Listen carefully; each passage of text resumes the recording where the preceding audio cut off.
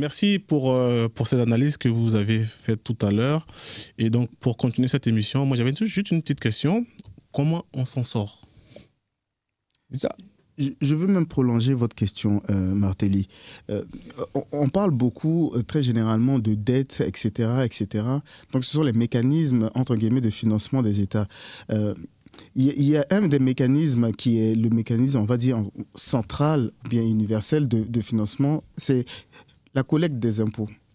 Donc la TVA, etc., etc. Aujourd'hui, en Côte d'Ivoire, on a un secteur, et ce n'est pas que la Côte d'Ivoire, hein, généralement en Afrique noire, on a un grand secteur informel et un tout petit qui finalement paye pour tout le monde.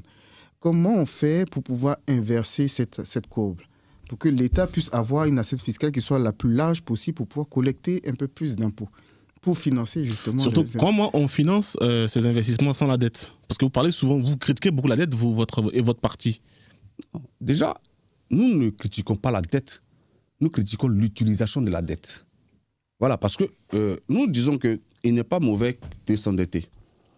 Mais quand on s'endette, il faut transformer l'économie de sorte que la richesse créée puisse contribuer à rembourser la dette. Mais quand on a un parti au pouvoir qui s'endette depuis tous les ans, pendant 14 ans, c'est qu'à un moment donné, il y a un problème. Vous voyez? Et quand on calcule en termes d'endettement, c'est-à-dire, comme je l'ai dit, on est passé de 2 000 milliards à 35 000 milliards. Bon, on aimerait bien savoir ce qu'on a fait de ces 33 000 milliards. On les a investis où? Est-ce qu'on a transformé l'économie durablement aujourd'hui? Parce qu'aujourd'hui, on en vient à parler de création de richesses. Mais si aujourd'hui, en 2025, on a, selon la loi des finances, on a un budget de 15 000 milliards. Et dans les 15 000 milliards, la Côte d'Ivoire ne fournit que 8 000 milliards. C'est des faits. Donc on finance notre économie avec de la dette. On va aller s'endetter à hauteur de 6 000 milliards et on va dans les 6 000 milliards, on va retirer 4 000 milliards pour rembourser des dettes, des créances passées. Est-ce que économiquement c'est viable? Est-ce que déjà, comment est-ce que vous financez le gap, vous, si vous avez choses à faire? Il faut déjà réduire le train de vie de l'État.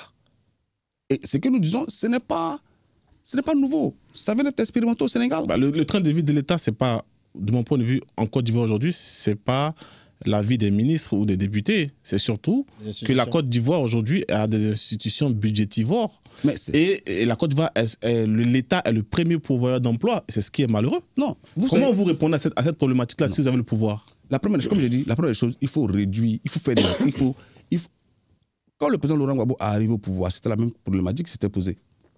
Parce que les relations étaient rompues avec les institutions internationales, parce qu'il y avait la question du détournement de 18 milliards de l'Union européenne pour assurer la santé, et puis il y avait le coup d'État de Gueye en temps. Donc toutes les institutions internationales avaient rompu avec la Côte d'Ivoire. Mais qu'est-ce qu'on a fait? Bombo Abré, qui était alors ministre de l'économie et des finances, a mis en place le budget sécurisé, où la Côte d'Ivoire a fonctionné sur ses propres ressources jusqu'à ce qu'on renoue avec le bailleur de fonds internationaux. Donc nous disons qu'il faut une gestion saine. Il y a le ministre... Il faut lutter contre la corruption aussi. Parce qu'il y a le ministre Zorobi Balo qui est en charge justement de ce secteur-là, qui disait que tous les ans, il y a 1400 milliards qui sont détournés dans la corruption. C'est les chiffres officiels du gouvernement. Donc c'est des montants qu'on aurait pu économiser s'il y avait une gestion efficace et honnête de l'État. Nous disons qu'il y a des postes qui ont été créés, comme vous le dites justement, qui sont budgétivores. C'est pour ça que je dis qu'il faut réduire le train de vie de l'État. On a des ministres gouverneurs aujourd'hui. Après, on a des présidents des conseils régionaux. Et tout se marche sur les pieds. On a des ministres à la présidence chargés. Ça n'a aucun sens. On a des hauts représentants du président de la République. Et puis on a un vice-président de la République. Ça n'a aucun sens. On a aujourd'hui la grande médiature. On a la Chambre des rois. Et tout ça, c'est de l'argent. C'est l'argent des Ivoiriens qui s'en va. Donc nous disons que, il faut réduire le budget. Il faut réduire le train de vie de l'État. Ça nous ferait économiser beaucoup de milliards. Il faut lutter efficacement contre la corruption. Mais il faut aussi contenir l'inflation. Et contenir l'inflation, c'est quoi? Il faut lutter contre le trafic de drogue qui se passe en Côte d'Ivoire. Parce que justement, tout l'argent de la drogue et autres qui arrivent en Côte d'Ivoire et qui rentrent dans le marché contribuent justement à faire flamber les prix. Donc aujourd'hui, on est la plaque tournante du trafic de drogue en Afrique de l'Ouest. Au moins en Afrique de l'Ouest. Donc, première chose, nous disons, il faut lutter efficacement contre la corruption. Parce que sous le régime de Ouattara, lorsqu'il y a des soupçons de corruption, bien de vol et deniers publics contre quelqu'un, on l'enlève là et puis 2 mois après on le nomme à un autre poste. On l'a vu avec le directeur du FAI, on l'a vu avec d'autres personnes. Adama Bitogo, lui-même qui avait été sorti du gouvernement dès les premiers mois après l'arrivée de Ouattara au pouvoir sur cette histoire des déchets toxiques, du détournement d'une partie des déchets toxiques et qui a été nommé ailleurs. Donc nous disons que 1, il faut lutter contre la corruption. 2, il faut assainir les finances publiques en réduisant le train de vie de l'État. Et puis 3, il faut investir dans les domaines, notamment dans le domaine de la transformation agricole, qui est capable de nous rapporter une plus-value qui peut nous permettre justement de financer notre développement sans avoir recours à autant de dettes. Vous voyez que je ne dis pas sans avoir recours à la dette, sans avoir recours à autant de dettes. Donc nous pensons que si on produit aujourd'hui du cacao, on est le premier producteur mondial, si on réussit à vendre ne serait que 60% de notre production en pâte plutôt qu'en fèves, ça multiplie nos revenus, ne serait-ce qu'au moins par 5. Ça, tout le monde, on peut l'essayer. Mais pourquoi aujourd'hui on n'y pense pas? Mais parce que ceux qui sont dans ce secteur-là, ce sont des entreprises qui sont proches du chef de l'État ou qui sont proches de sa famille. Et on sait comment Amadjaro a spéculé dans le temps avec le cacao ivoirien. Donc nous disons que la Côte d'Ivoire est une locomotive de la sous-région et elle a les ressources nécessaires. Il suffit d'avoir un dirigeant visionnaire qui a pour ambition de transformer la Côte d'Ivoire et de léguer une Côte d'Ivoire prospère aux générations futures plutôt qu'un dirigeant qui a pour ambition d'enrichir son camp et son clan. Donc, ce que nous disons, c'est ténable, mais nous sommes pressés, comme vous, que les élections arrivent parce que souffrez que je ne puisse pas donner plus de détails ici. Mais je pense que si on a des conditions démocratiques, on aura une très belle élection présidentielle où le pouvoir en place défendra son bilan et puis nous, on dira ce qu'on en pense et puis le peuple tranchera en dernier ressort. Pour conclure ce chapitre, Franck, tu veux rajouter quelque chose? Non, mais j'ai pas eu forcément la réponse à ma question qui était comment on inverse la courbe du secteur formel et du secteur informel. Oui, justement, sur le secteur informel, je disais que c'est pas... Je ne suis pas d'accord avec ceux qui disent que le secteur informel, c'est toujours mauvais. Ok. C'est pas toujours mauvais qu'on ait un secteur informel. Mais dans cette telle proportion. Je vais avoir plus d'explications par rapport à ça. Moi, je vais avoir plus d'explications. Ce qu'il faut constater, quels sont les pays où le secteur informel est le plus... C'est où? C'est en Afrique, en général. Et quelle est la particularité de nos États? C'est qu'on n'organise pas ces secteurs-là. Parce que la plupart de ces jeunes qui se retrouvent dans le secteur, si vous allez discuter avec eux, c'est des jeunes qui exercent un métier. Ils n'ont pas étudié. Ça ne répond pas à la question. Non. Parce que ce que je vous dis, que tout est question, tout part de l'éducation. Vous ne pouvez pas encourager qu'il y ait un secteur informel. C'est pas une question. Dans le sens où... C'est un constat, je pense. Non. Je parle d'un constat. J'ai dit, tous ces jeunes qui sont dans le secteur informel, c'est des jeunes qui exercent une profession qu'ils n'ont pas étudiée. Je vous donne un exemple simple. Vous allez trouver un jeune qui a une licence en, je sais pas quoi, en sociologie et qui gère une cabine téléphonique. Est-ce que vous comprenez? Oui. Donc, la question, ça revient à la question centrale de l'adéquation entre les besoins du marché du travail et la formation. Est-ce que vous pensez que tous ces jeunes n'ont pas envie de sortir du secteur informel? Ils en ont envie, mais est-ce qu'ils ont l'accompagnement nécessaire pour en sortir? Donc, nous pensons qu'il faut déjà, ces jeunes, il faut les recenser, il faut les organiser, et puis il faut les accompagner à se professionnaliser. Parce qu'ils exercent déjà un métier, ils ont une expérience dans le domaine. Si l'État les accompagne, pas forcément financièrement, mais si l'État les aide à savoir que, bon, écoutez, quand on crée une entreprise, voici comment ça se passe, voici comment il faut gérer, et puis, quitte à ce qu'on les regroupe par domaine d'activité pour qu'ils s'organisent. Moi, je vais vous donner un exemple simple. J'avais un ami qui avait une cordonnerie. Je faisais des chaussures. Ça marchait très bien en fait. Et à un moment, il avait un problème de financement. Donc il me dit, écoute, aide-moi. Je lui dis, mais en fait, je t'aide pourquoi en fait? Ouvre le capital. Puis ça marche très bien. Ouvre le capital et puis moi ça m'intéresserait de mettre... Il y a un véritable problème de compétences et de connaissances, d'éducation financière et tout. Dans ton domaine pour en gagner. Mais en fait, il ne savait même pas ce que c'était que ouvrier capital et tout. Il n'était même pas constitué en entreprise. Il n'était même pas justement d'éducation financière, merci pour le mot. Donc il n'était même pas constitué en entreprise. Pourtant, ça marchait très bien.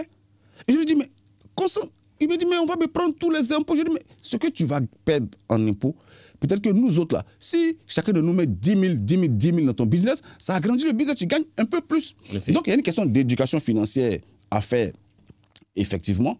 Et puis, il faut, comme je le disais, ces jeunes, il faut les former, il faut les accompagner. On est dans un pays aujourd'hui, on est en France, mais on connaît tous les mécanismes qui sont mis en place par l'État. Même quand vous lancez en tant qu'auto-entrepreneur, il y a des entreprises où vous pouvez vous former. Même quand on regarde aujourd'hui, moi j'insiste sur la formation, parce que moi je suis un pur produit de la formation. Si on pense qu'on va transformer les gens sans les former, ce n'est pas possible. Regardez aujourd'hui en Côte d'Ivoire, est-ce que même pour changer de métier, c'est possible? La reconversion. La reconversion, par exemple. Est-ce qu'aujourd'hui, on a des mécanismes pour accompagner les gens qui veulent faire de la reconversion en Côte d'Ivoire? Ça n'existe pas. Oui. Est-ce qu'on a des mécanismes aujourd'hui pour accompagner des jeunes qui étudient un domaine bien précis, mais qui veulent changer pour étudier autre chose? Non. Ça n'existe pas.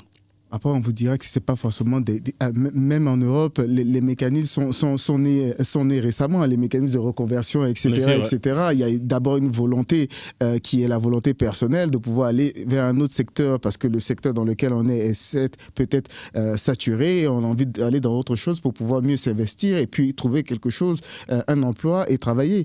Donc, je pense que d'abord, il y a une volonté personnelle et il faudrait que aussi on puisse sortir aussi entre guillemets, du fétichisme de l'accompagnement constant aussi de l'État, parce qu'il y a des mécanismes qui peuvent se mettre en place, mais il y a des volontés personnelles. Non, mais vous savez, moi je suis foncièrement de gauche en fait. Moi ma question c'est surtout que tous ces États aujourd'hui, quand on cite un exemple, c'est des États qui ont mis l'accent sur la formation de leurs citoyens et sur l'éducation. Vous voyez, c'est M. Martelly qui disait tout à l'heure l'éducation financière.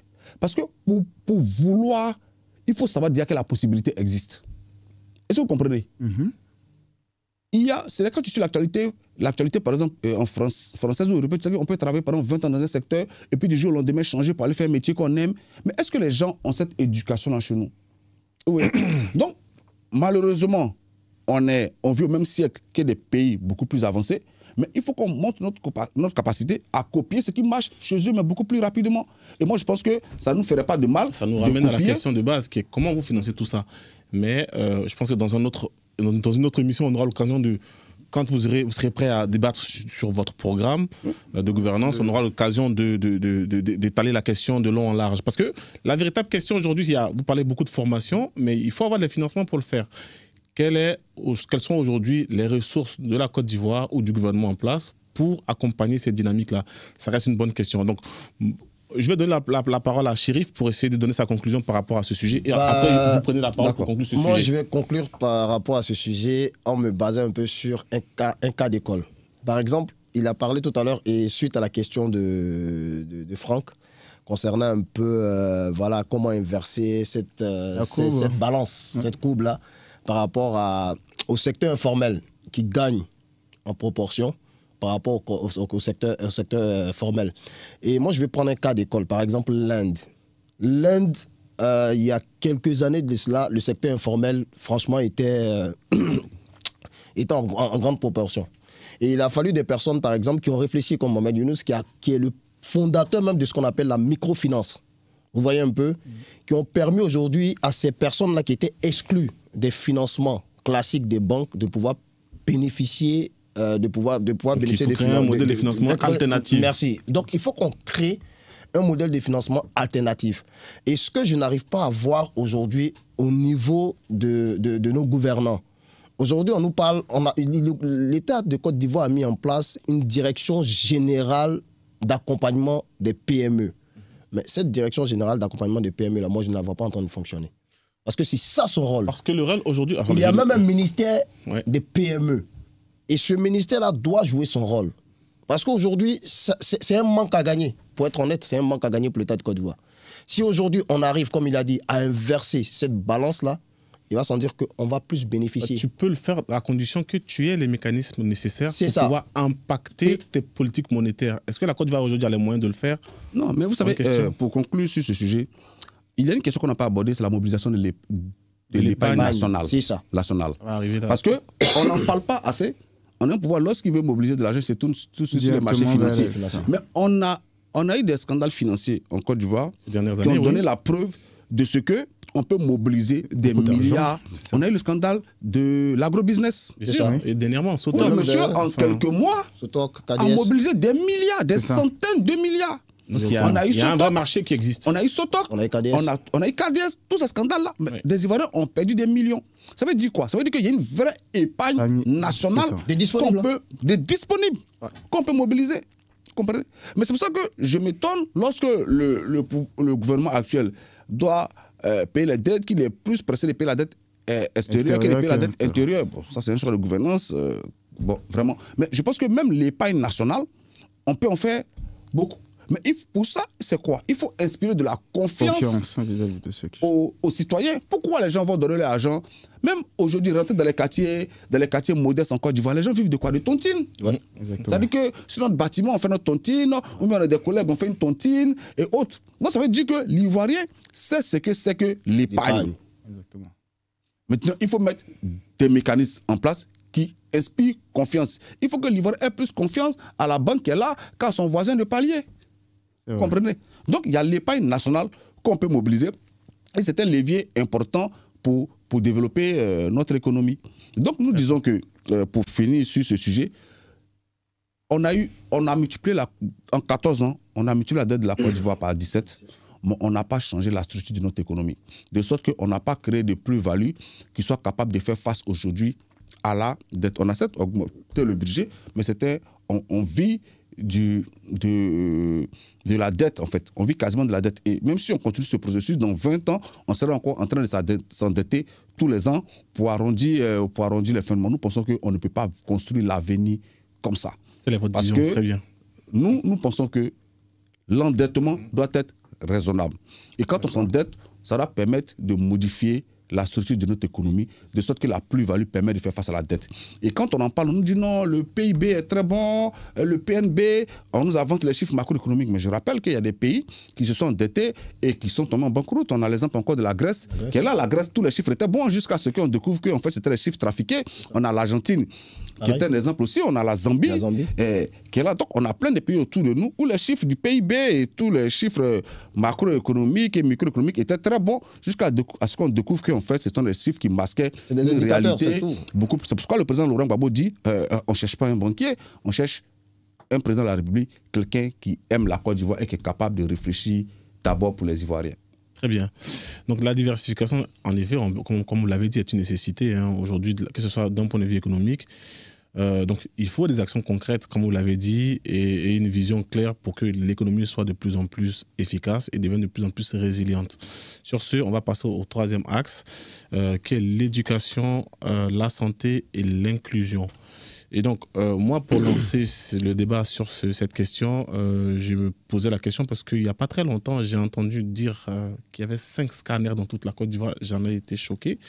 Je me suis dit, oula, quelle réforme il faut mettre en place, urgente surtout, pour améliorer d'abord l'accès à l'éducation, à la santé, donc les soins primaires pour des populations ivoiriennes. Donc, je vais donner la parole à Franck, parce qu'il n'a pas parlé depuis. D'accord. Alors, cet axe, c'est éducation, santé et inclusion. Alors, le premier axe qui est vraiment l'axe, je pense, qui tient beaucoup, et les autres aussi sont pareils, c'est l'éducation et la santé, mais on commencera par l'éducation. Aujourd'hui, l'État affiche des constructions records en termes d'écoles, d'universités, des lycées professionnels, même si j'ai quand même un peu de mal avec l'appellation lycée professionnel. Souvent, je pense qu'à un moment donné, il faut pouvoir élargir les compétences un peu partout que de créer des lycées d'excellence. Bon, voilà, bon, ça c'est mon avis, mais ça, c'est pas le sujet. Aujourd'hui, l'État aussi revendique le fait d'avoir fait des collèges de proximité. Donc, en termes d'impact sur le capital humain, on peut dire qu'il y a eu des actions qui ont été menées en faveur de l'éducation, de l'éducation de la population, de la création d'écoles, de classes. Il y a des milliers de classes qui ont été construites. Aujourd'hui, selon vous, avec toutes ces infrastructures, qu'est-ce qui pêche et qui fait qu'aujourd'hui, la Côte d'Ivoire ne se retrouve pas forcément au rang des meilleurs, des premiers de la classe dans la sous-région, voire en Afrique au niveau de l'éducation? Au point où de trouver, juste pour rajouter à ça, au point où de trouver dans des manuels scolaires des fautes d'orthographe. Moi, ça m'a quand même choqué, ça aussi. Ouais. Mais vous savez, je dirais, c'est symptomatique, justement, de l'état du système éducatif. La première erreur qu'on fait lorsqu'on parle de l'éducation, on croit naïvement qu'il s'agit de construire des bâtiments. Il ne s'agit pas d'élever des murs pour parler du système éducatif. Il faut déjà d'abord réformer le système éducatif. Comment? Qu'est-ce qu'on apprend aux gens entre ces 4 murs? C'est d'abord ça. Donc, réformer le système éducatif, donc parler de programme. Quel est le programme qui convient aujourd'hui à la Côte d'Ivoire en 2025? C'est la première question qu'il faut se poser. Quel est le programme scolaire qui convient à la Côte d'Ivoire aujourd'hui en 2025? Mais pour ça, on n'a pas besoin, il suffit de prendre des spécialistes du domaine, leur demander de réfléchir et puis proposer un programme scolaire qui réponde aux besoins de notre pays. Parce que les besoins de notre pays en 2025 ne sont pas les besoins de notre pays en 90. Donc, on ne peut pas garder le même programme de 90 jusqu'en 2025. La Côte d'Ivoire, elle a bien changé. Donc, il faut refaire d'abord le programme. Ensuite, les enseignants, quel est leur niveau? On n'en parle pas assez. Mais lorsque le RDA arrive au pouvoir, tous ceux qui les soutenaient dans les quartiers, on les a jetés au CAFOP. On a aujourd'hui des instituteurs. Il y a même eu des recrutements directs. Des recrutements directs au CAFOP. On a des instituteurs aujourd'hui qui ne peuvent pas vous faire une phrase sans faute. Donc, il faut revoir le niveau, justement, des formateurs. On en parle pour devenir instituteur adjoint, c'est le niveau BPC. Mais quand vous prenez aujourd'hui en Côte d'Ivoire, quel est le niveau BPC? Quel est son niveau de langue? Quel est son niveau de connaissance déjà pour pouvoir enseigner? Prenez même le niveau bac. Donc, le niveau en temps à baisser. Vous prenez un bachelier d'il y a 10 ans, mais il est carrément beaucoup mieux formé qu'un bachelier d'aujourd'hui. Ça, c'est le fait. Donc, qu'est-ce qui s'est passé en temps? Alors qu'on nous dit, quand on a construit beaucoup d'écoles, donc vous voyez que ça n'a pas réglé le problème. Donc, il faut voir la question, comme je dis, du programme scolaire, ensuite du niveau des formateurs. Parce que ce sont eux qui transmettent le savoir. Donc vous êtes favorable pour des états généraux de l'éducation? Mais c'était nécessaire. Lorsque la ministre actuelle est arrivée, Maretou, elle a fait le tour de tous les anciens ministres de l'éducation nationale. J'avais espéré qu'au sortir de là, il y ait des assises pour travailler, mais je pense que c'était plus une action de communication. Elle a fait même les états généraux. Elle a fait les états généraux, mais on n'a pas vu les conclusions. Je pense que ce ne sont pas appliqués. Je pense que c'était plus de la communication politique et une réelle volonté de changer. Moi, je le dis, aujourd'hui, les programmes scolaires en Côte d'Ivoire sont désuets. Il faut les changer. Et quand il y a le ministre Yamien Konan qui l'avait dit, mais de manière triviale, qui avait provoqué un gros scandale, où il disait qu'on n'a pas besoin de psychologues, on n'a pas besoin de psychologues, on a besoin de tout le monde. Mais il faut voir les proportions. Donc, il faut faire des états généraux de l'éducation, depuis le préscolaire jusqu'à l'université, en passant par la formation professionnelle.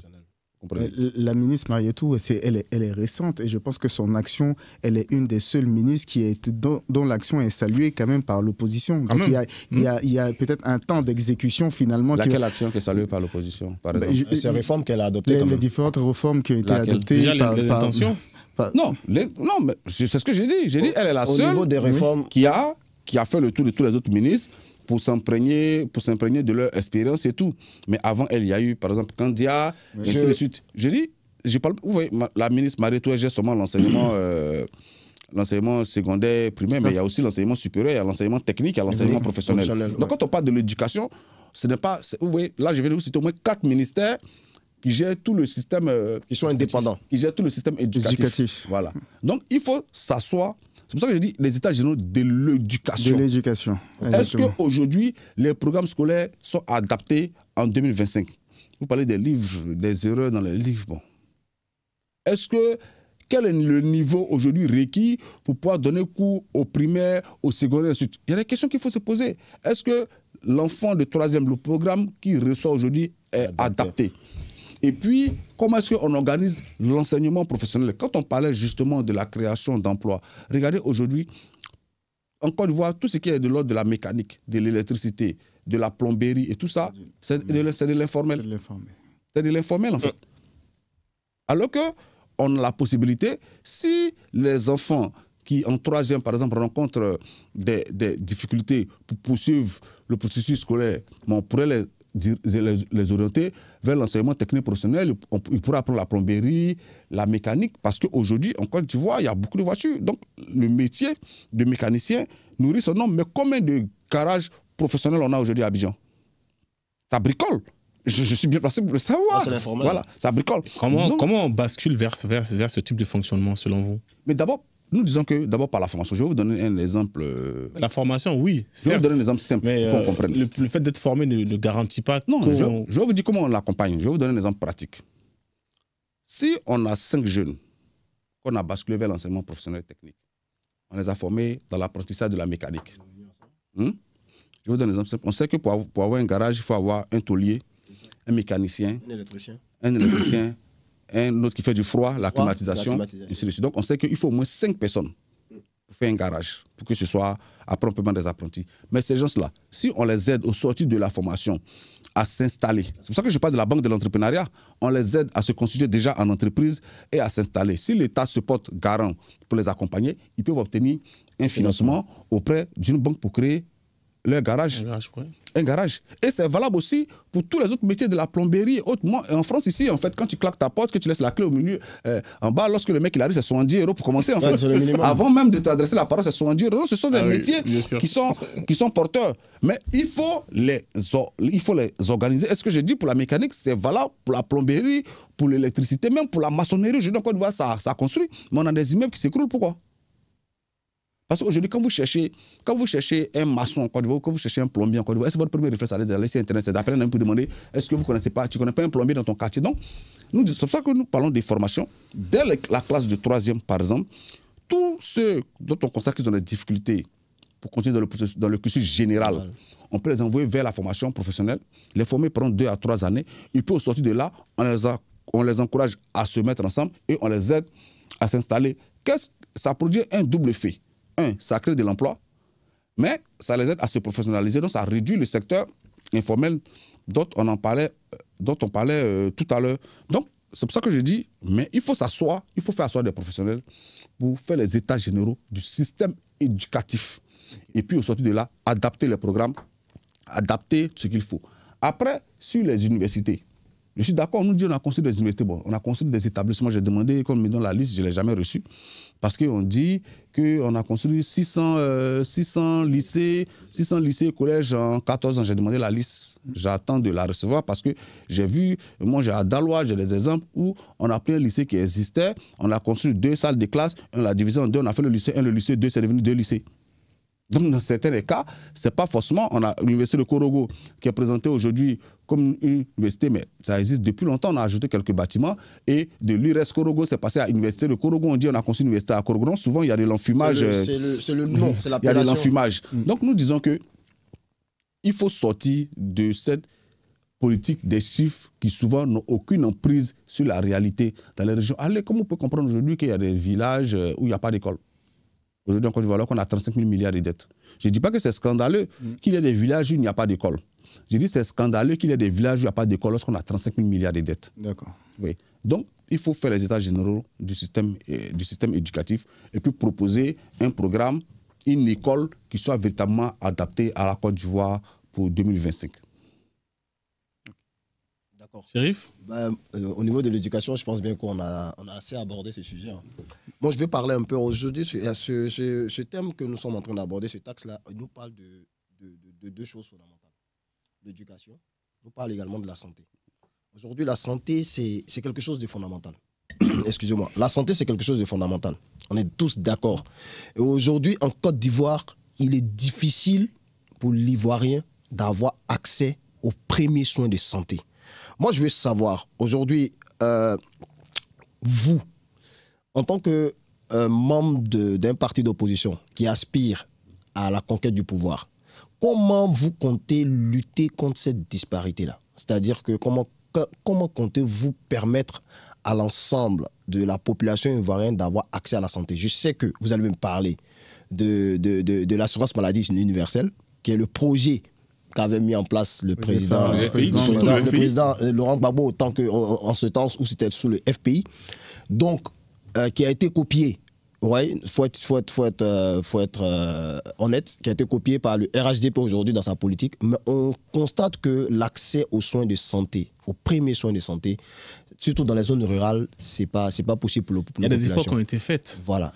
Maintenant, est-ce que ces efforts-là, aujourd'hui, elles arrivent à répondre aux besoins? Moi, je disais tout à l'heure, j'ai été surpris d'entendre dans un rapport qu'on a 5 scanners dans toute la Côte d'Ivoire, c'est incroyable. Il y a un chiffre qui est... Pourtant, on nous dit qu'un scanner coûterait 100 millions. Je crois bien. C'est même pas ça le pire. Vous avez parlé de l'assurance maladie universelle, mais aussi lorsque le président Laurent Gbagbo est arrivé, on ne le dit pas assez, il a pris un décret pour embaucher directement des milliers de médecins à la fonction publique, directement. Ce qui a besoin de passer un concours. Pourquoi? Parce qu'on avait constaté qu'il y avait des déserts médicaux, parce qu'il y avait des endroits où il n'y avait pas de médecins. Donc, la santé, c'est quoi? C'est un médecin, un bâtiment, et puis... des infirmiers. Des médicaments, en fait, qui suivent. C'est ça un peu l'hôpital, en fait. Oui, l'équipement, des plateaux techniques, etc. Donc, aujourd'hui, en Côte d'Ivoire, la preuve que ça ne fonctionne pas, bon, aucun d'entre eux ne se soigne en Côte d'Ivoire. Aucun.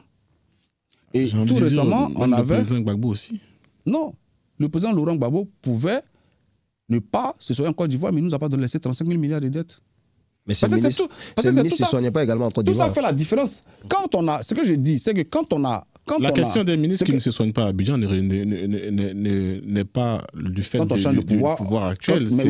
C'est même le pouvoir sous le président Laurent Gbagbo. Il y a eu ces questions. C'est comme si moi, je vous dis aussi, sur le pouvoir. Quand on a combattu, c'est comme si moi, aujourd'hui, je dénonce le fait qu'on s'endette continuellement en Côte d'Ivoire et que demain on arrive au pouvoir et que je continue la même politique et que vous me dites, mais vous vous endettez, je vous disais, mais sous Ouattara aussi on s'endettait. En fait, quand on a critiqué une action, quand on arrive au pouvoir, je pense que c'est pour ne pas reproduire ce qu'on a critiqué, c'est pour la changer. Sinon, ça ne sert à rien de combattre un pouvoir pour faire la même chose que lui. Ce que nous disons, je vais vous donner un exemple qui est symptomatique de ce que nous vivons présentement. Il y a un artiste ivoirien très connu qui est malade tout récemment là et ça a été publié sur les réseaux sociaux, je crois que c'est Boningo ouais. Qui a été publié sur les réseaux sociaux et les gens commencent à se mobiliser. Il y a l'ex-capitaine des éléphants Sérédié qui a offert 1 million, la Hassan Aye qui était... Et puis je leur ai dit, mais en fait, la CMU ne marche pas. Parce que moi j'ai ma carte CMU, je peux vous la montrer, je l'ai dans ma poche ici. J'ai la mienne sur moi actuellement. Est-ce que vous comprenez? La dernière fois que je me suis rendu dans un hôpital, c'était pour faire une analyse. Quand j'ai tenu ma carte, on m'a dit, vous n'avez pas une autre carte, une assurance. J'étais obligé de sortir mon assurance du boulot pour que ça passe. Parce que la CMU, elle ne marche pas. Donc tous les ans, tous les mois, on est prélevé pour une assurance maladie qui ne marche pas. On ne peut pas résoudre le problème du système de santé en Côte d'Ivoire sans la solidarité. Souvent, je dis, il faut reproduire ce qui marche. C'est la solidarité qui peut aider à régler le problème de la santé en Côte d'Ivoire. Donc, oui, il faut équiper les hôpitaux. Mais qu'est-ce qu'on a fait? On a transformé Children of Africa, qui est l'association de la Première Dame, en association d'utilité publique. Et dans cet instant-là, on lui a donné de l'argent public et puis elle a construit sa clinique, qui est l'hôpital mère-enfant. Parce qu'on ne dit pas assez, mais l'hôpital mère-enfant, c'est un hôpital privé. C'est vrai, c'est privé. Qui a été construite sous fonds publics.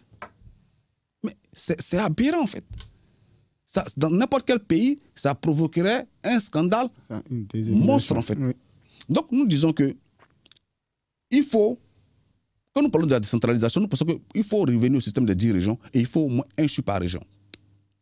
Mais en parlant de chiffres, justement, l'État aujourd'hui nous donne des chiffres concernant les CHR construits. Aujourd'hui, on dit que la population toute la population, sur l'ensemble du territoire, la population a à moins de 5 km de CHR, de centres de centres de santé, pardon, j'ai dit de CHR, de centres de santé, c'était ça le propos. Oui. Donc aujourd'hui, il y a eu une action pour rapprocher justement les centres de santé. Oui, mais justement, c'est ça dont vous parlez. Visitez-les.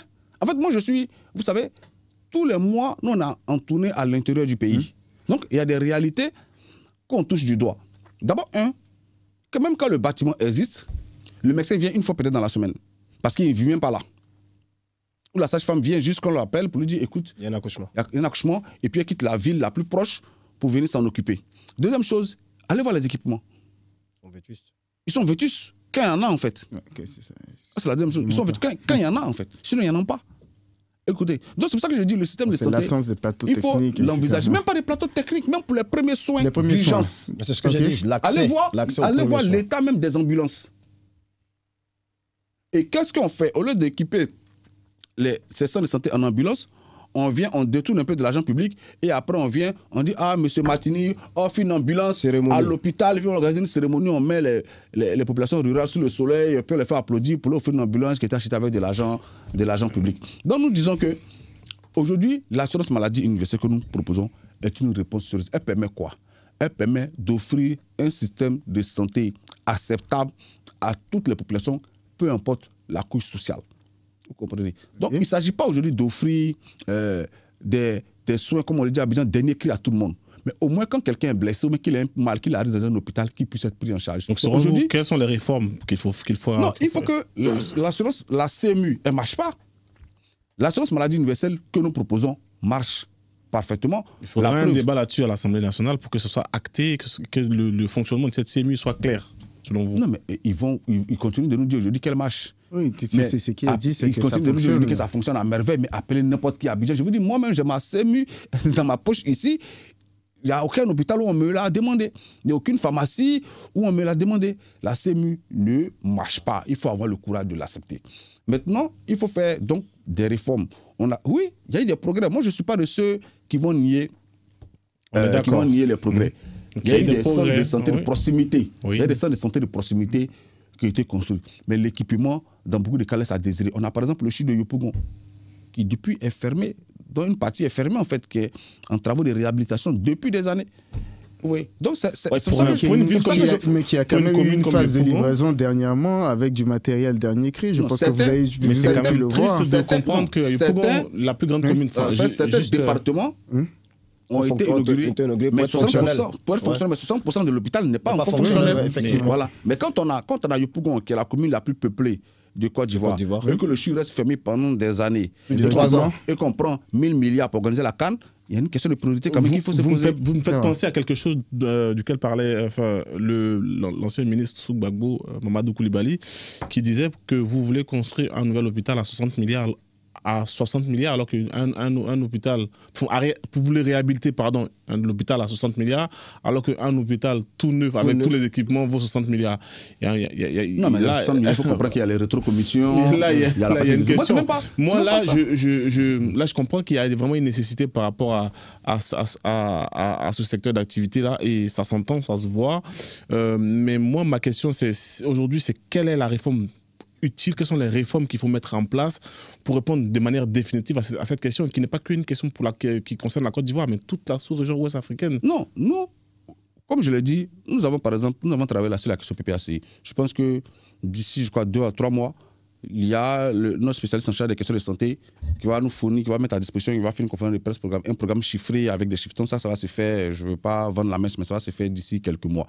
Mais ce que je veux dire, c'est que nous, comme j'aime à le répéter, nous sommes fondamentalement de gauche et nous croyons dans la solidarité pour régler le problème du système de santé. Et ça fonctionne, que ce soit en France ici, ça fonctionne. En tout cas, mieux que chez nous. Donc nous pensons que ce système qui fonctionne, c'est celui que nous avons voulu reproduire avec l'assurance maladie universelle, où tout le monde cotise pour avoir accès aux soins. Vous comprenez? Quitte à ce que les plus riches aient accès à des cliniques.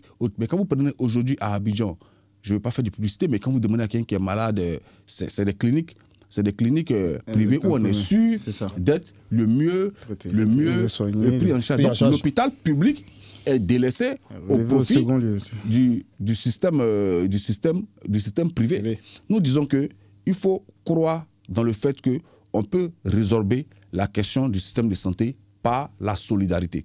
Il n'y a que l'État n'a pas les moyens de doter tous les villages de plateaux techniques puissants.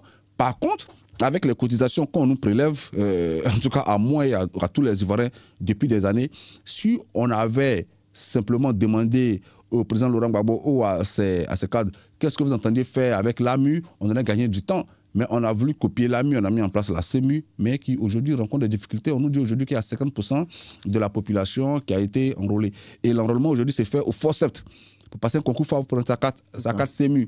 Pour passer le permis de conduire, il faut prendre sa carte CEMU. Est-ce que ce n'est pas lié à une question de sensibilisation des populations? Mais si le système marchait, est-ce que vous pensez qu'on aurait eu besoin de forcer les Ivoiriens à aller faire la carte CEMU? Ou peut-être parce que si j'ai ma voisine qui, avec sa carte CEMU, a pu se faire soigner convenablement dans un hôpital, vous êtes sûr qu'on aurait besoin de me forcer pour que j'aille faire ma carte CEMU? Ce serait plus incitatif. Donc, ce qu'il faut mettre en place pour inciter les gens à aller se faire, c'est les résultats de la carte CEMU. Ce n'est pas des mesures contraignantes. Non, c'est clair. Voilà, pour inciter les gens. Aussi, aujourd'hui, après 14 ans, on nous dit qu'on a enrôlé seulement 50% des personnes visées, mais c'est un échec patent, parce que c'était une promesse de campagne de 2010, je rappelle. Donc, la CEMU ne marche pas. On a les gens qui vont faire la carte CEMU parce qu'ils n'ont pas le choix aujourd'hui, parce qu'on les contraint. Moi, je l'ai, ma carte CEMU, je suis prélevé tous les mois pour ça, mais je ne l'ai jamais utilisée parce qu'elle ne marche pas. Donc, mais M. Fabrice Lago, j'ai une question qui va un peu résumer l'ensemble de tous les secteurs dont on a parlé. Alors, vous l'avez dit vous-même, la Côte d'Ivoire a 35 000 milliards de dettes. Et aujourd'hui, a des difficultés même pour pouvoir rembourser cette dette parce que justement, on prend de la dette pour pouvoir rembourser de la dette pour faire simple. Mais vous avez plusieurs réformes, plusieurs éléments de réponse pour pouvoir à la fois l'assurance universelle, médicale universelle, etc., etc. Mais vous allez hériter, si demain vous êtes au pouvoir, vous allez hériter de cette dette. Comment vous allez pouvoir mettre en place toutes les différentes actions dont vous nous avez parlé en prenant en compte cette dette? Forcément, il y aura une période de transition où les Ivoiriens devront payer pour cette dette. Donc, est-ce qu'aujourd'hui, ce ne serait pas de dire, les Ivoiriens qui vous écoutent aujourd'hui, c'est quoi l'année après l'élection du PPACI? C'est-à-dire, quelle année s'apprête à vivre les Ivoiriens au lendemain des élections d'octobre 2025? Déjà, il faut faire un audit de la dette. Okay. Oui, on a 35 000 milliards de dettes, mais on ne peut pas ne pas faire un audit de cette dette pour savoir à quoi elle a été utilisée. Ensuite, il faut assainir les finances publiques. Je l'ai dit, il faut assainir les finances publiques, lutter contre... Je vous assure que si on met en place un mécanisme sérieux de lutte contre la corruption, on est capable même de multiplier le budget par 2. Parce que je sais les effets, les ravages de la corruption en Côte d'Ivoire. Et à toutes les échelles, hein, je ne peux même pas dire à toutes les échelles, c'est-à-dire qu'une route qui coûte 20 000, elle nous revient un double de prix, elle nous revient à 40 000 parce qu'il y a toutes les commissions, il y a toutes les rétro-commissions qui sont là. Donc, il faut auditer la dette. Deuxième chose, assainir les finances publiques, faire en sorte que l'argent de l'État soit utilisé vraiment pour aider les populations. Quand on construit aujourd'hui l'esplanade de la présidence de la République à 7 milliards, 7 milliards, construire un palais présidentiel. Non, c'est l'esplanade, c'est même pas un palais. Bon, le palais existe déjà, voilà. C'est juste comme... alors qu'avec 7 milliards, on pourrait par exemple construire plusieurs CHU ou bien plusieurs... On peut offrir plusieurs CHU de scanners. Nous disons, 1, auditer la dette. 2, assainir les finances publiques. Lutter contre la corruption. Lutter contre la corruption. 4, investir justement dans les secteurs qui sont capables, des secteurs clés, et j'en parlais, j'ai dit que ce soit le divertissement, que ce soit le tourisme, que ce soit la transformation des matières premières que nous produisons pour produire une plus-value, mais aussi on ne l'exclut pas de discuter avec les bailleurs de fonds, parce que ceux qui nous prêtent, on ne va pas leur faire les jeux de penser que c'est des idiots. Mais quand ils regardent les chiffres de notre économie et ils continuent de nous prêter, à un moment donné, il faut que ça serve avec eux pour discuter. Moi, ma question, elle est simple à ce niveau-là. Ouais. Je voudrais quand même chuter sur quelque chose. C'est qu'aujourd'hui, Fabrice Lago, vous êtes prêt à nous dire que au lendemain des élections présidentielles d'octobre, avec en politique fictive, Laurent Gbagbo qui revient au pouvoir, il n'y aurait pas d'effort de guerre de la part de la population vis-à-vis de tout ce qu'on a cité jusque-là, c'est-à-dire de la dette, etc., etc. Il n'y aurait pas des efforts de guerre à demander à la population pour pouvoir résorber, même après l'audit. Si vous faites l'audit, elle peut être dans un sens ou dans un autre. Peut-être que ça peut être véridique, ce qu'on a pris comme dette. Il n'y aurait pas d'effort de guerre parce qu'aujourd'hui, les populations parlent de cherté de la vie, etc., etc. Donc aujourd'hui, elles attendent de ceux qui vont prendre le pouvoir le fait de pouvoir inverser la courbe, mais surtout de l'inverser très rapidement. Donc ils sont dans l'urgence. Oui, vous savez, voilà. C'est quand le locataire part de votre maison que vous faites l'état des lieux pour savoir le coût des réparations. Vous savez qu'il y a des dégâts. Okay. Parce que le simple fait qu'un locataire habite une maison pendant un certain nombre d'années, vous savez qu'il y a des dégâts minimum. Maintenant, il y a des locataires qui sont mieux éduqués que d'autres. Donc, c'est lorsque le locataire part que vous évaluez les dégâts et vous savez combien va vous coûter la réhabilitation. Donc, nous disons qu'on ne saura... Forcément, il y aura des efforts à faire. Okay. Mais pas forcément des efforts en la population. C'est pour ça que je dis il y a des mécanismes qu'on peut mettre en place pour que les effets pervers de ces efforts ne soient pas ressentis sur le champ. Je vais vous prendre un exemple simple. Si on prend une décision dès la première année de transférer la capitale effectivement à Yamoussoukro, ne serait-ce qu'à Abidjan, le coût du logement va baisser d'au moins 20%. Est-ce que vous comprenez? Ouais. Donc, il y a des décisions qui sont de l'ordre de la volonté politique, en fait. Pour délocaliser un ministère, on n'a pas besoin d'un mois, en fait. En tout cas, je ne parle pas de délocaliser, mais pour prendre le ministère de l'Éducation nationale, par exemple, et l'installer à Yamoussoukro, on n'a pas besoin d'un an, en fait. Est-ce que vous comprenez? Je comprends. Pour prendre certains ministères importants et les installer dans d'autres villes, on n'a pas besoin de plusieurs ministère de mois. l'Agriculture, par exemple. Je pense il n'a bien pas qu'il y sa a place déjà à Abidjan, j'en parle souvent. Je pense bien qu'il y a déjà un plan cadastral à Donc, Yamoussoukro. il y a un plan qui a été fait par le Bénin depuis. C'est ce plan-là que le président Gbagbo suivait en construisant l'hôtel parlementaire, en construisant la maison des députés, et ainsi de suite. Il y a même une zone industrielle qui est prévue. Ça devient aujourd'hui urgent de délocaliser, de transférer effectivement la capitale à Yamoussoukro. Ça devient une urgence capitale, une urgence prioritaire. Parce que les gens n'arrivent plus à vivre à Abidjan. Moi, je le disais, il y a des fonctionnaires qui vivent à Abidjan, ce sont des magiciens qui mériteraient de donner cours dans les plus grandes universités d'économie du monde. Parce qu'avec 400 000, on ne peut pas vivre à Abidjan. C'est pas possible. Donc, alors que le salaire maximum pour un fonctionnaire, c'est quoi? C'est 500 000. En tout cas, fonctionnaire maximum, c'est 500 000. Ouais, qui a un revenu quand même assez considérable. Et ça, c'est la haute hiérarchie. On vit comme Abidjan avec 500 000. Vous habitez où? Vous payez combien en transport charge pour vous rendre au travail? Donc, c'est des magiciens. Donc, nous disons que l'urgence aujourd'hui, il faut transférer la capitale. Il faut sortir de toute autre considération politique et transférer effectivement la capitale à Yamoussoukro.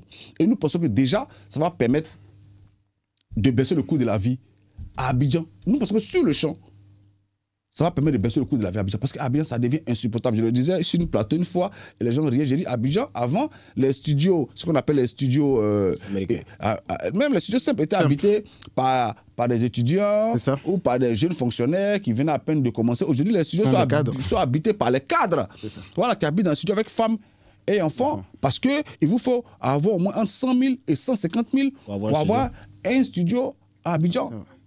Vous comprenez? Donc, le coût de la vie, il faut rapidement le baisser. Et si on supprime, parce que souvent la vie flambe aussi à cause de la corruption, parce que l'entrepreneur qui doit faire le bitume, on lui demande de verser des rétrocommissions.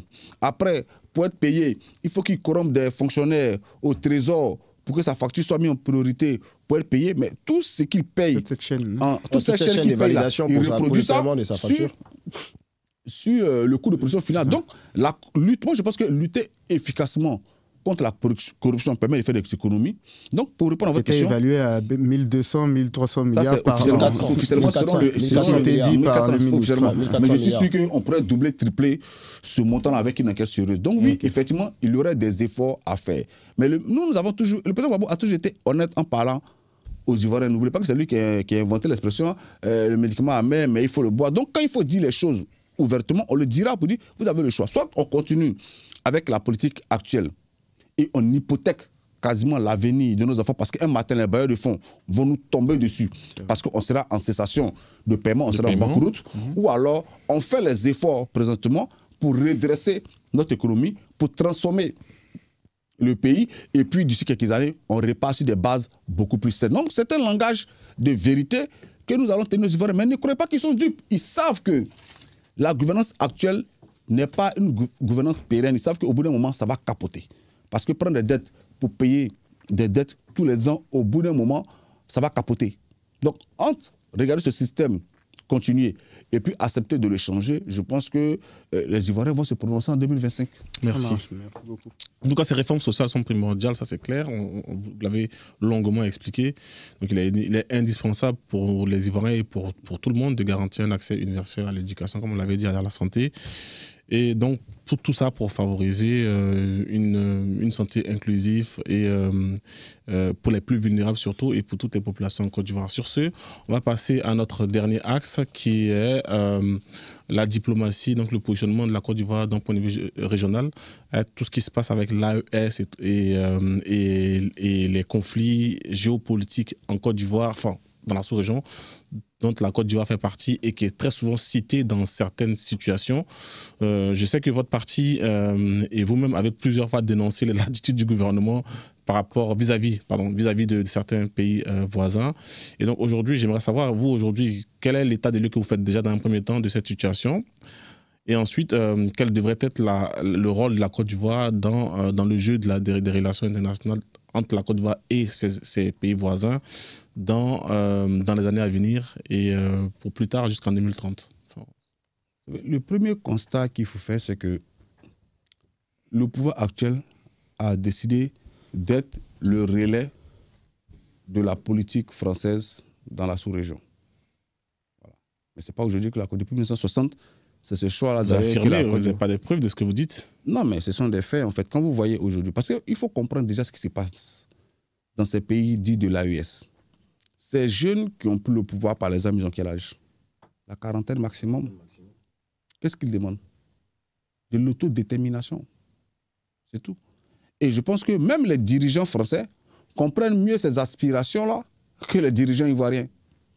Mais M. Fabrice Legault, est-ce que ce ne serait pas raccourcir ou alors réduire le trait que de parler directement d'autodétermination? Les principales revendications, c'était d'abord d'ordre sécuritaire que ces différentes personnes ont revendiqué quand ils ont renversé les différents pouvoirs en place. Et force est de constater aussi que ces pays-là sont au pouvoir depuis un certain moment. Ces personnes-là sont au pouvoir depuis un certain moment. Il faudrait aussi qu'on puisse avoir un bilan justement sécuritaire de ces premiers objectifs qui étaient les premières revendications. Non, moi, je ne suis pas défenseur des gouvernants de l'AES. Ce que j'ai dit, c'est que derrière ce que vous appelez des coups d'État et autres, il y a une aspiration profonde. C'est ça, il ne faut pas se masquer, il y a une aspiration profonde. La plupart de ces pays étaient en coopération militaire avec la France. Cela n'a pas empêché des rébellions de s'installer dans ces pays et d'occuper une grande partie du territoire national, que ce soit au Mali ou que ce soit au Burkina. Donc, à un moment donné, quand on voit que la France, qui est une puissance militaire, sa présence sur notre territoire n'empêche pas la rébellion de s'installer, on se dit autant qu'elle parte. Autant qu'elle parte et qu'on soit confronté à notre destin. Mais je dis, moi, ce n'est qu'un angle. Qu'est-ce qui se passe concrètement en Afrique de l'Ouest? C'est qu'il y a un vent d'autodétermination qui souffle en fait. C'est ça qu'il faut comprendre. Après, d'un pays à un autre, il se manifeste différemment. Ça, mais ça n'a pas commencé aujourd'hui. Quand on parle du CFA, quand on parle, attends, il y a 20 ans, 30 ans, Alpha Blondy chantait Armée française, allez-vous-en. C'est vrai. Il n'est pas de l'AES. C'est vrai. Donc, c'est un combat d'éveil de conscience qui aujourd'hui est en train de se manifester bruyamment parce que des questions qu'on aurait pu régler par la voie diplomatique, on a fait la sourde oreille et aujourd'hui, les militaires sont apparus sur le devant de la scène pour se présenter en sauveur de ces États. Donc nous disons qu'il faut comprendre les aspirations du peuple. Qu'est-ce que les gens veulent? Rappelez-vous, quand Hollande est arrivé, quand le président Hollande est arrivé au Mali, il y avait des gens qui avaient cousu des drapeaux français en boubou, tout ça qu'ils ont porté pour aller l'accueillir. Qu'est-ce qui s'est passé après? Ils ont brandi des drapeaux de la Russie, brûlant des drapeaux français et autres.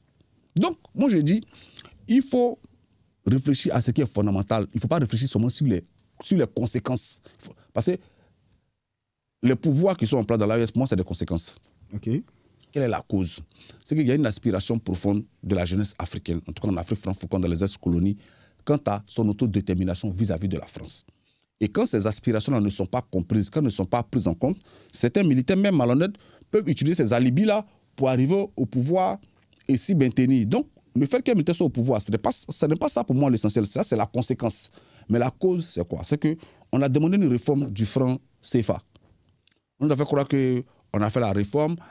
Alassane Ouattara et le président Macron se sont assis. Ils sont venus nous informer qu'on a changé. Ça va passer désormais à ECO. Mais ça devait commencer, je crois, en 2025. Là, on devait commencer à utiliser cette monnaie. On n'a plus personne.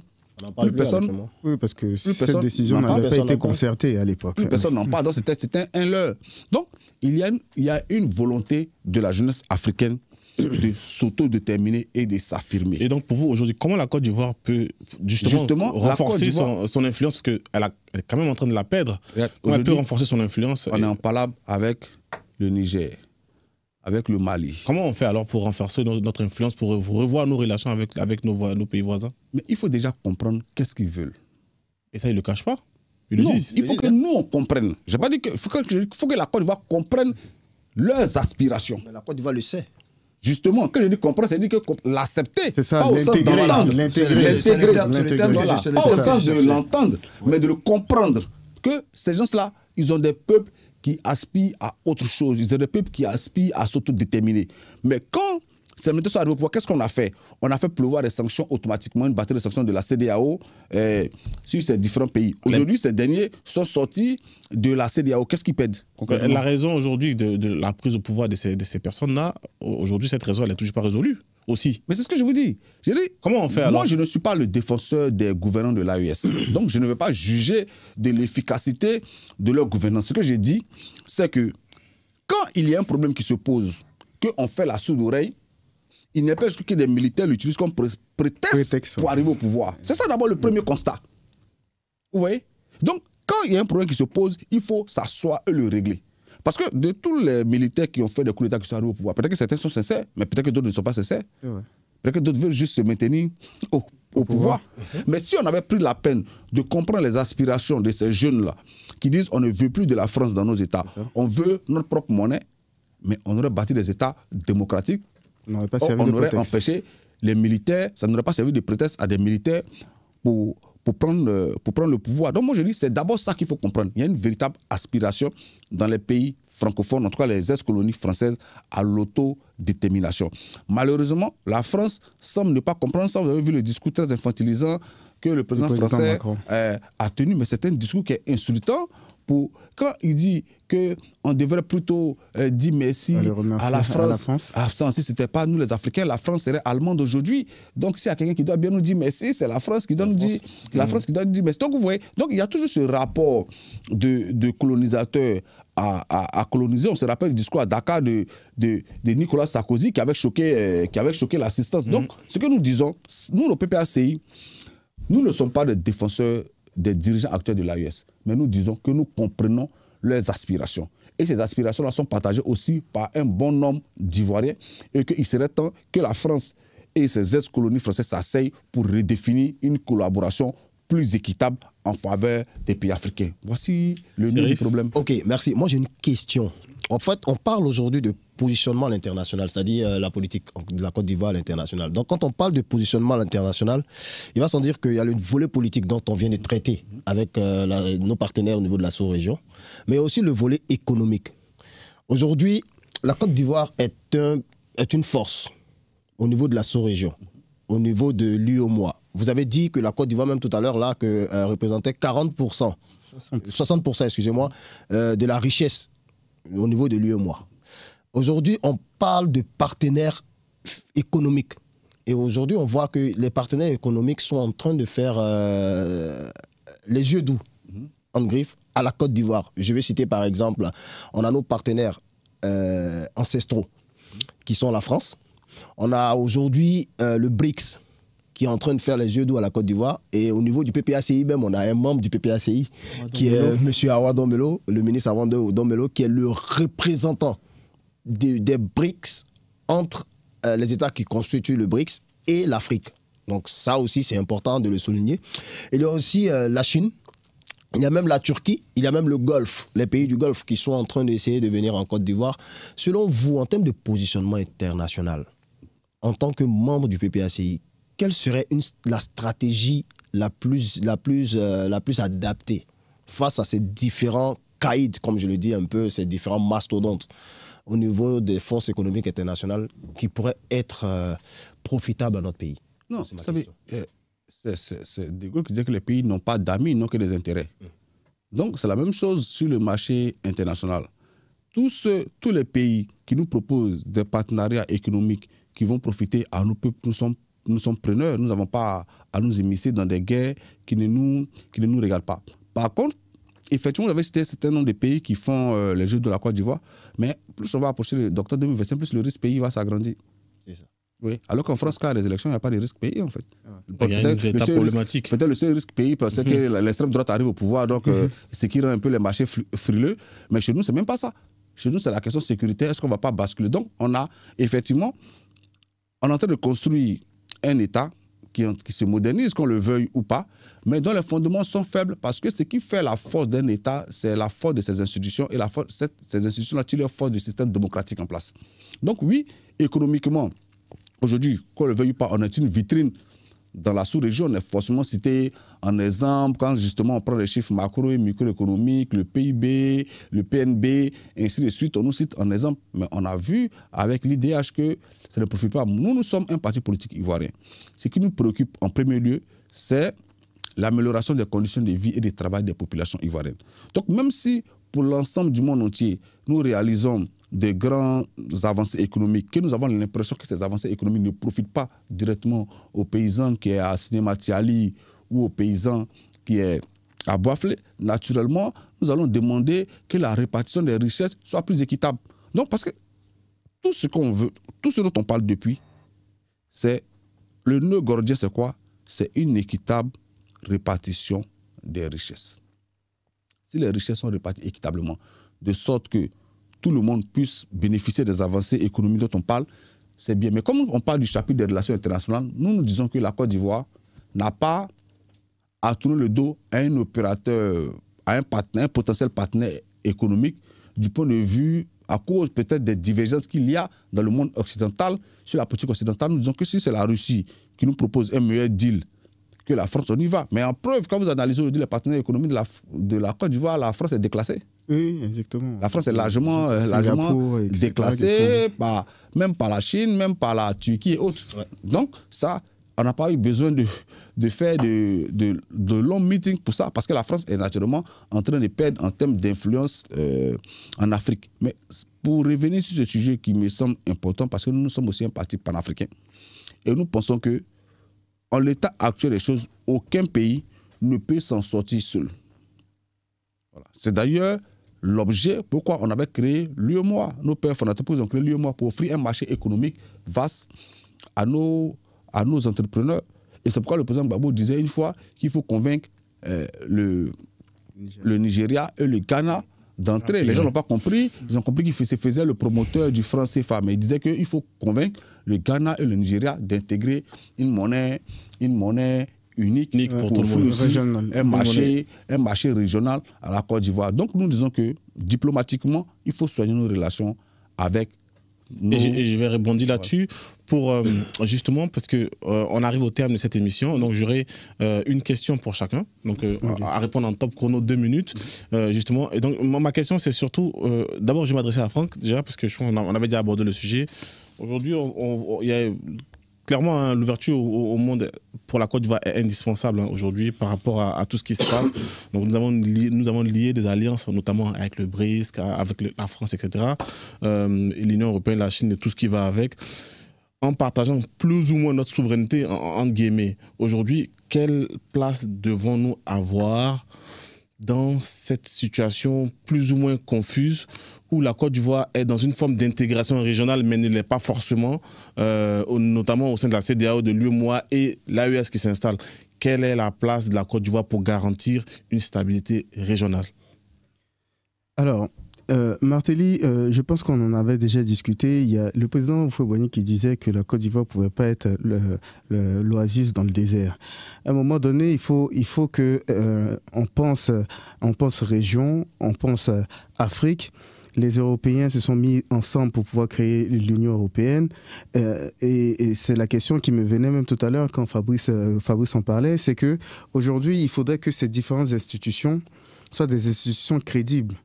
L'AES est l'AES, mais elle a eu au moins le mérite de pouvoir rebattre les cartes pour qu'on puisse se dire que est-ce que les institutions que nous avons, que ce soit la CEDEAO, l'UEMOA, l'Union africaine, ce sont des institutions crédibles.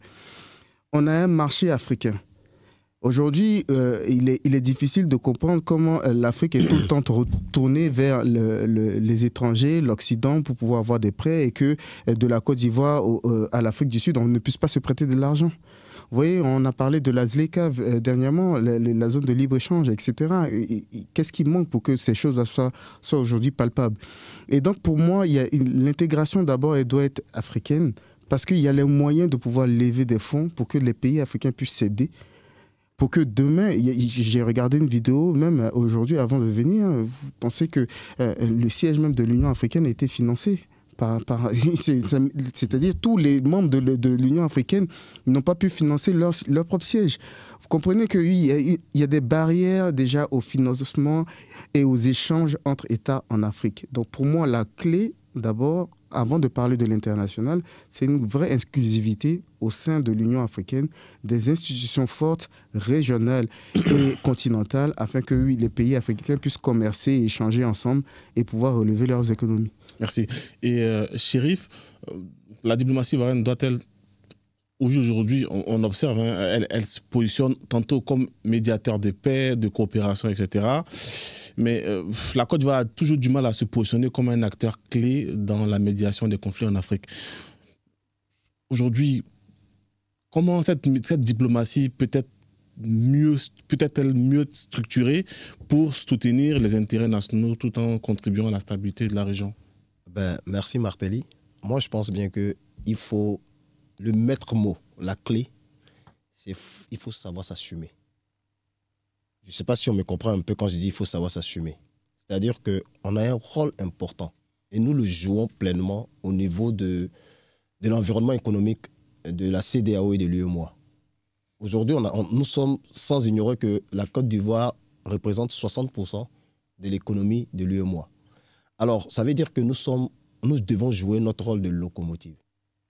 Vous voyez un peu. Et si on joue pleinement notre rôle de locomotive, ça veut dire qu'on doit mettre en place des mécanismes pour pouvoir être en front réellement dans la résolution des différents problèmes.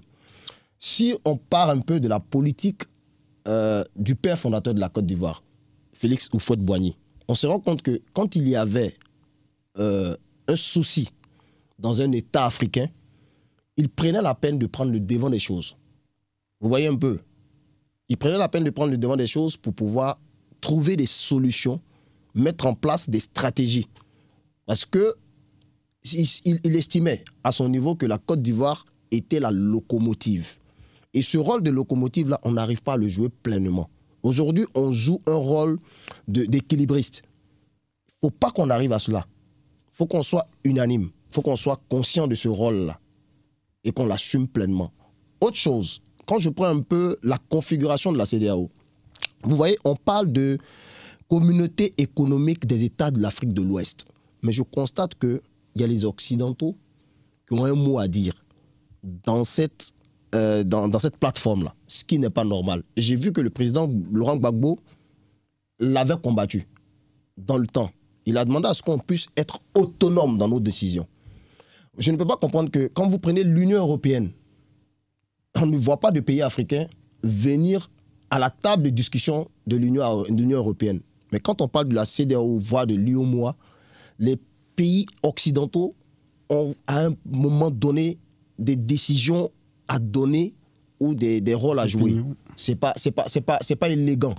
Voilà, il faut qu'on s'assume pleinement, il faut qu'on joue notre rôle, on soit responsable et qu'on parte, on se définisse pleinement. Aujourd'hui, nous sommes au concert des nations. Qui arrive à se positionner, qui arrive à assumer pleinement son rôle, arrive à pouvoir se positionner. Ça, c'est clair. Donc là, c'est assumer sa position. Merci. Son rôle de locomotive au niveau de la sous-région. C'est ça qui est le plus important. Merci. Fabrice Lago, la diplomatie ivoirienne devrait se renforcer en matière de coopération bilatérale et multilatérale. Ça, c'est un fait, notamment en matière de sécurité et de développement dans la sous-région.